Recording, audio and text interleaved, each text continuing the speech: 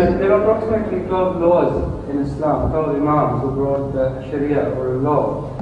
As Muslim I was inclined towards the Sunni doctrine. Yes. So which one of the imams out of the 12 would be more suitable to follow? After Islam has given his decision? Yes. What do you mean by yes? Whereas the Muslim of Islam has given his decision that Imam Abu Hanifa is the best of all and he should be followed mostly. Where is the question left now? Of following anyone else? No, my meaning wasn't that I should follow somebody else other than Hazrat Imam. I wanted to get clear in my mind which of the 12 laws, Sharia, because in the present Muslim world, there are disputes. In fact, there are 4 major schools of jurisprudence.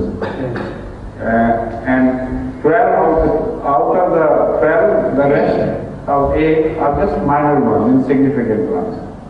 The 4 major ones are Hanafi, Hanbali, Shafai and Maliki. And they enjoy the greatest following all over the world. So of these, the Muslim of Islam preferred Hanafi.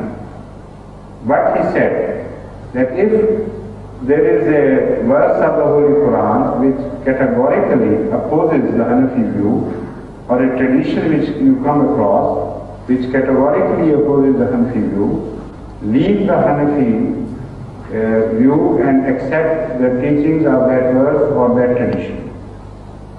And if you don't find anything there, and I have given a decision against the Hanafi ruling, then accept my decision and reject the Hanafi ruling.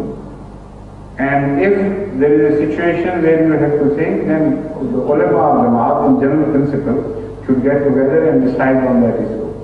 But as a general principle, he advised the community to follow the Hanafi law, where all these things are not present.